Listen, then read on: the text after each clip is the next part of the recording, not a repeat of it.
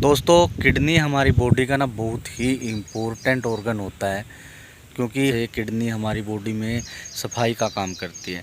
और इसके अलावा हमारी बॉडी में जो इलेक्ट्रोलाइट है उनको बैलेंस करने का काम हमारी किडनी करती है। कैल्शियम है, पोटासियम, फास्फोरस, सोडियम है, विटामिन डी है, विटामिन B12 है। इनका जो बैलेंस है हमारी किडनियाँ करती है। और इसके अलावा बहुत से हार्मोन रिलीज हमारी किडनियाँ करती है। और हर इंसान की बॉडी के अंदर 2 किडनियाँ होती है। और कुछ लोग होते हैं जिन्हें जन्मजात से एक किडनी होती है। और जब किसी कारण से हमारी जो किडनियाँ हैं वो काम करना बंद कर देती है, तो उसके बाद में हमें बहुत सी दिक्कतों का सामना करना पड़ता है। जो हमारी बॉडी के लिए बहुत इम्पोर्टेंट होते हैं हार्मोन्स, वो हमारी किडनियाँ रिलीज़ नहीं कर पाती है।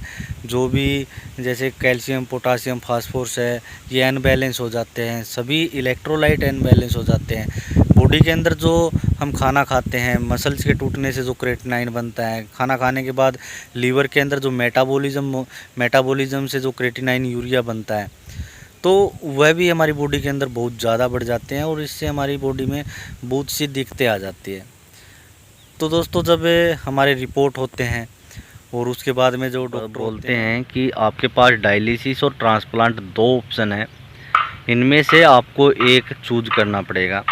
तो दोस्तों, हम इन दोनों को ही एक्सेप्ट नहीं करते हैं, स्वीकार नहीं करते हैं, क्योंकि हम नहीं चाहते हैं कि हमारा डायलिसिस हो और ना ही चाहते हैं कि हमें ट्रांसप्लांट करवाने की ज़रूरत पड़े। बाद में जो तीसरा ऑप्शन है उसको अगर हम सर्च करते हैं तो हमारे सामने सिर्फ आयुर्वेद ही एक ऐसा रास्ता दिखता है जिससे कि हमारा जो ट्रीटमेंट है वो हो सकता है।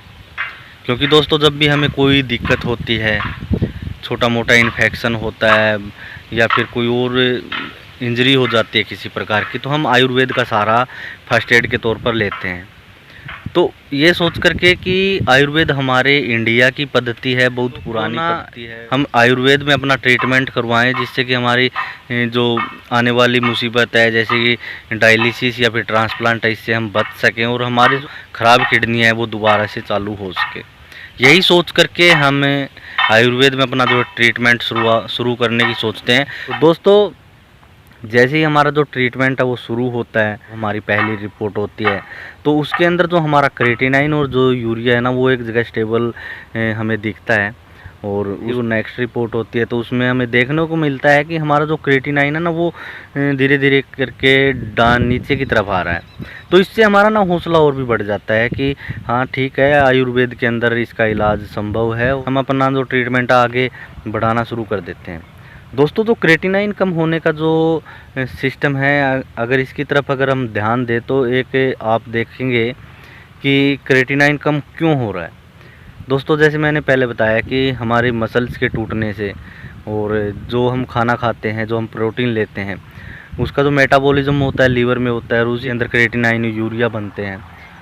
तो दोस्तों, आपने देखा होगा कि जो आयुर्वेद के जो डॉक्टर होते हैं ना, वो हमारा जो प्रोटीन है, प्रोटीन के जितने भी स्रोत होते हैं वो बंद कर देते हैं।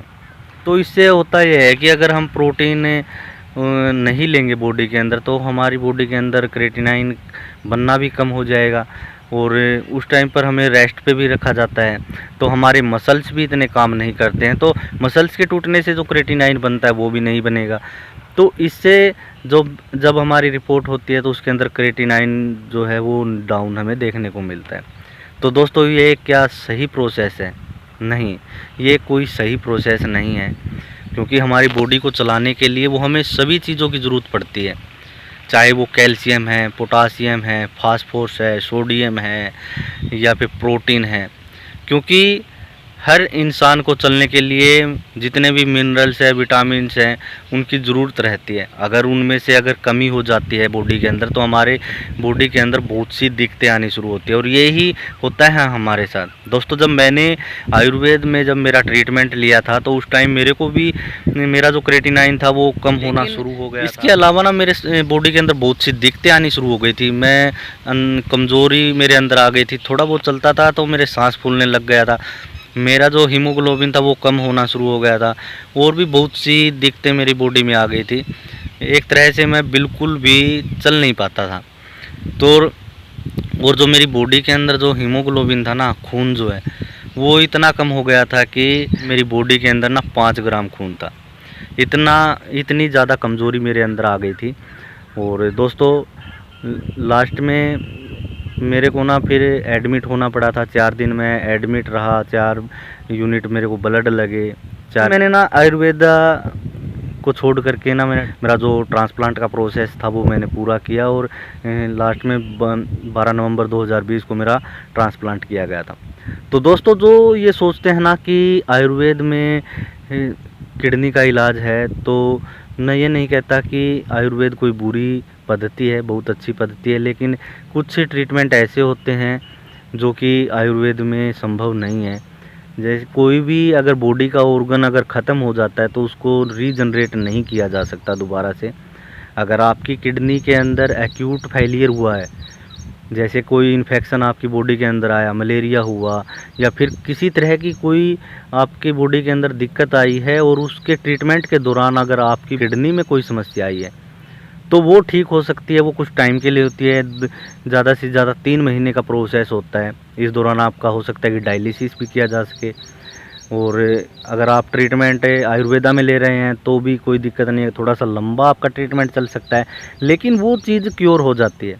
लेकिन अगर आपकी बीमारी CKD की है, क्रोनिक किडनी डिजीज़ है, जो धीरे धीरे किडनी में चल रही है और आपको पता ही नहीं लगा, पता तब लगा जब वो 55 से 60% जब वो किडनी हमारी ख़राब हो गई, उस टाइम हमें पता लगा। तो दोस्तों उसको रीजनरेट नहीं किया जा सकता। मैं ये नहीं कहता कि हमारी आयुर्वेदा जो पद्धति है वो बुरी पद्धति है, लेकिन कुछ इलाज ऐसे हैं जिनको इसके अंदर क्योर नहीं किया दोस्तों अगर आप CKD के पेशेंट हैं तो आप ज़्यादा टाइम अपना ख़राब ना करें। आयुर्वेद है, होम्योपैथिक है, इसके अंदर अपना टाइम ख़राब ना करें। आप ऐसे 2-3 नेफ्रोलॉजिस्ट से मिलें जो अच्छे हैं, जिनका नाम चलता है। तो दोस्तों उनसे मिल कर के आप ये डिसाइड करें कि जो इन्होंने आपको बताया है आपकी बीमारी से संबंधित क्या रिज़ल्ट उनका निकल के आ रहा है। अगर सभी का जो रिज़ल्ट है वो सेम निकल कर के आ रहा है तो आप जितना जल्दी हो सके उनके कहे अनुसार अपना जो ट्रीटमेंट शुरू करें और अपने जो दिक्कतें हैं उनको कंट्रोल करें और एक अच्छी लाइफ आप जिएँ। तो दोस्तों आज की वीडियो को मैं यहीं समाप्त करना चाहूँगा और जल्द ही एक नए एक्सपीरियंस के साथ आप लोगों से मुलाकात होगी। तो तब तक के लिए मुझे दे इजाज़त। नमस्कार।